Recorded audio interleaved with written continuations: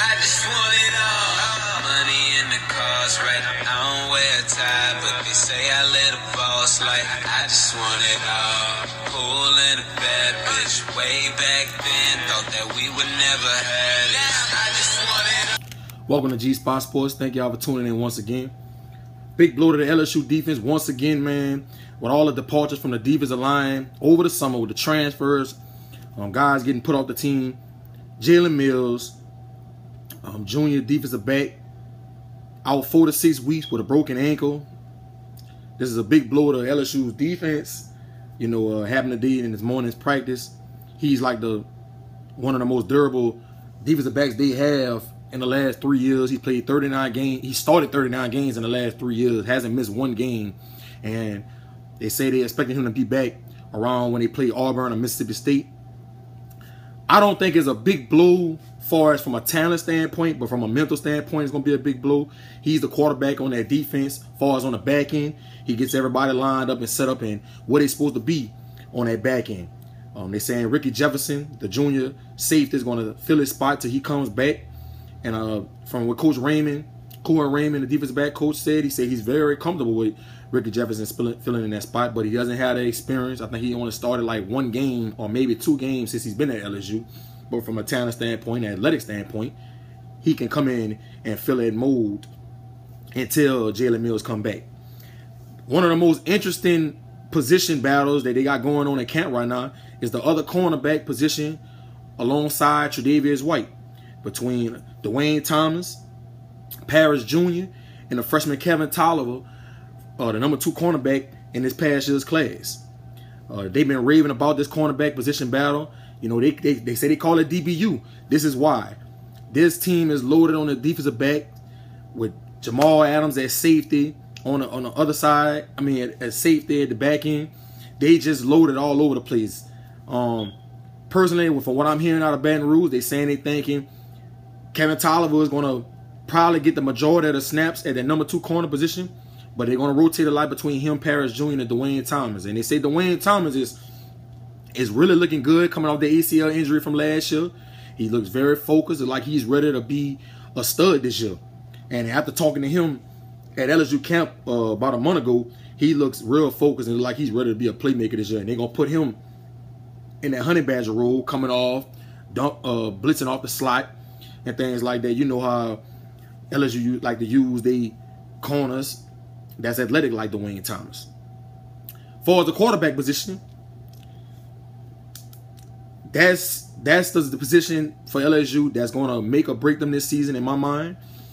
If Brandon Harris or Jennings, whoever decides to emerge as a starter, that's going to be the reason if they make it to that 14 playoff or if they don't make it. Because they're loaded at every position from a talent standpoint. It's just, can that quarterback position step up to the plate and take this team over the hump? A lot of players, I ain't going to say no names, a lot of players that I talk to, they say they prefer that Brandon Harris is a starter. They say, you know, mentally, he's getting better with going through his progressions, reading defenses better, you know, getting the ball out of his hand faster. And they say just his touch on the ball, his spiral, his deep ball throwing ability, they just think it's better than Jennings. But Jennings has a little edge on him because he's been in the system longer. He started more games. But I think from what it sounds like, Brandon Harris is going to end up being a starter. And I think that you need to start Brandon Harris because I think he's a better runner than Jennings. I think he's a better thrower than Jennings. I think the only thing that Jennings has over him is experience. And you know how Les Miles like to do it anyway. It's not like he's going to open up the playbook and allow his quarterback to throw the ball 30 times a game anyway. So you might as well put Brandon Harris, plug him in as a starter. And when he does throw the ball, keep it simple for him right now. And hopefully they can run the ball and play good defense to keep him in ball games. And maybe as the season goes on, Brandon Harris can, you know, get that confidence and they can open up the playbook a little more as each game goes on down the road in the season. Because he's going to have to make those tough throws in some big games down the road against the Alabamas and the Auburns and the Texas A&Ms of the world if they want to compete for a national championship. That's just what that is. So I think I would just go ahead and start Brandon Harris. And I think Les Miles is going to try to keep this a secret into the opening game against McNeese State. So y'all tell me what y'all think about this, man. Y'all tell me what y'all think. Do y'all think Brandon Harris should be the starter? Or y'all think they should go with the experienced quarterback in Jennings? And who y'all think should start at the other corner on side of Tre'Davious White? Dwayne Thomas, Paris Jr., or the freshman Kevin Tolliver? Let me know what y'all think, man. It's G-Sportz Sports. Man, there's a lot of excitement going on in Baton Rouge. And most of the time, it's for the football team. But right now, it's for the football team and the basketball team. And Ben Simmons, Antonio Blakely, and Brandon Sampson has a lot to do with it.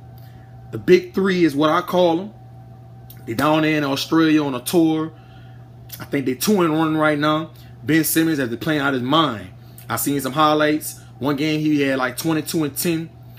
Another game he had like 22-6. And I think the third game he had like 18-5 or something like that. Brandon Sampson has been coming off the bench looking real good. And I think that he's the afterthought in his recruiting class that's came in for LSU, because everybody's talking about Antonio Blakely and Ben Simmons because they were the top 10 recruits. But Brandon Sampson is not to be forgotten. This guy can really play. I think he's going to end up starting down the road probably around in the middle of the season for LSU. You know, Josh Gray, I really like Josh Gray, but I think the system that Johnny Jones run is not good for Josh Gray. I think Brandon Sampson is going to be a better person to play in that offense with a lot of ball screens, and that's what Brandon Sampson is good at, you know, because he's more athletic than Josh Gray. He has more size than Josh Gray, and I just think that he's just a better overall player. Josh Gray, I think, would be a great player to come off the bench for LSU, though. Antonio Blakely is good as advertised, scoring at will. I kind of compare his game to like a Jamal Crawford. I mean, he's just a scoring machine. Ben Simmons is one of those players that's going to be one of the most versatile players in the country this year. He's going to be able to play 1 through 5. And I'm going to tell you what's going to make LSU really good this year. It's going to be the fact that their team is so athletic and so fast. When teams run a lot of ball screens on them, they're not going to have a problem with switching, because Ben Simmons can guard 1 through 5. And don't forget about the transfer from Arizona, Craig Victor, New Orleans native. He's not eligible till January, but he's going to be another guy that's going to come in for this team, that's going to play the full and really get his team some versatility. He's another guy that can guard the post and guard guys on the wing. I really like the talent that this team has, the talent that this team has going into this season. My question mark with LSU basketball team is the coach, Johnny Jones, because you had a talented basketball team last year. And I just don't think that Johnny Jones made that team reach their ceiling last year. I think they was a very mediocre team. But from a talent standpoint, I think they were one of the most talented teams in the SEC. I think they really underachieved last year. So, you know, my question is with Johnny Jones. And Skip Bergman, the athletic director for LSU, needs to take a real good look at Johnny Jones this season. He needs to be on the hot seat. What a talented team. And I know this is a bunch of freshmen coming in. I understand that. I get that. You know, they gotta build chemistry and camaraderie and all of that. I get all of that. But you need to see this team taking a big stride this year. And honestly, if they don't make it to at least the Sweet 16, I think Johnny Jones has to be going.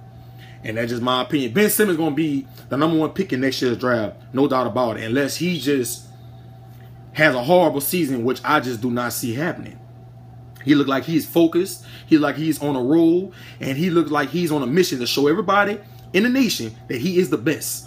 And I've seen him in person in high school. And I tell you, a guy that's 6'10", that can handle the ball like that, shoot the ball, and athletic, and can guard 1 through 5, I think he gonna put a nice he gonna put a nice show on for us this season, man. I can't wait to watch it. I know I'm gonna go to a lot of these games and check them out. But I mean, I'm expecting this team to go at least to the Sweet 16. I mean, you get put out in the first or the second round. I mean, that is a terrible season. So I'm looking for big things from this team. So y'all let me know what y'all think about that, man. Y'all think, you know, LSU can make it to at least to the Final Four this year? Y'all think this is a national championship contender team? Y'all let me know what y'all think. Because I think they have the talent to go to the Final Four. Now, can they win it? I don't know about that. I got to see how they're going to look during the season. But I tell you what, Johnny Jones, you got a lot of pressure on you. A lot of pressure. This is one of the most talented teams, if not the most talented team in the country. So I'm looking for big things from LSU basketball this year. Y'all let me know what y'all think. It's G-Sportz Sports. I got to touch on these brawls that's been going on in the NFL with these joint practices.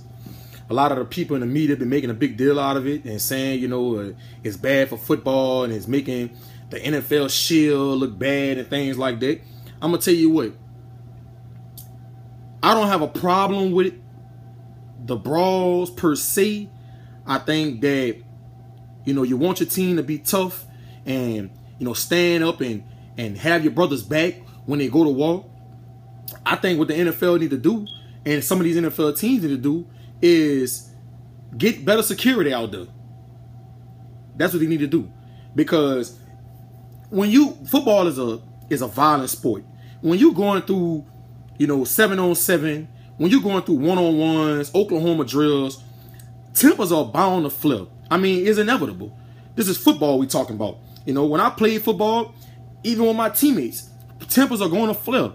You know, long as it don't go, you know, from the field to the locker room or into the parking lot, I have no problem with this. I think they just need to get some kind of format where you got security out there to keep this better organized, where it don't turn into a big brawl like what happened with the St. Louis Rams and the Dallas Cowboys, or with the Texans and the Redskins. You know, I think that's taking it too far. I don't want to see that happen, but I don't mind seeing a little punches thrown or guys slamming each other on the ground. I think, you know, as a head coach or position coach, I love to see that on my team. I love to see my team, you know, get physical and stand up.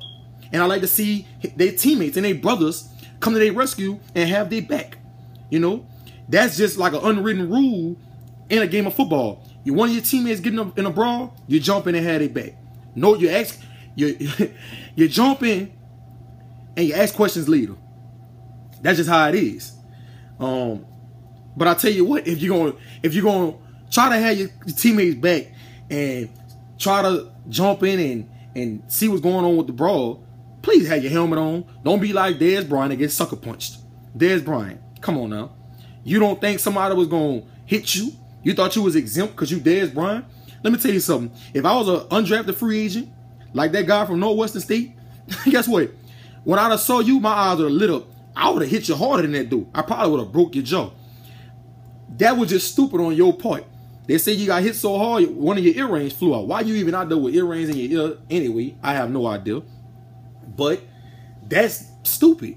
You know, there's nowhere in the world I'm going to go around a brawl with a bunch of grown men with my helmet not on. That was just... You gotta be more mindful, Dez. Be more mindful. So, y'all tell me what y'all think. Y'all think these joint practices are not good? Y'all think these brawls are bad for the NFL? Or y'all don't see no problem with it? Because I don't see no problem with it. Let me know what y'all think, man. It's G-Sportz.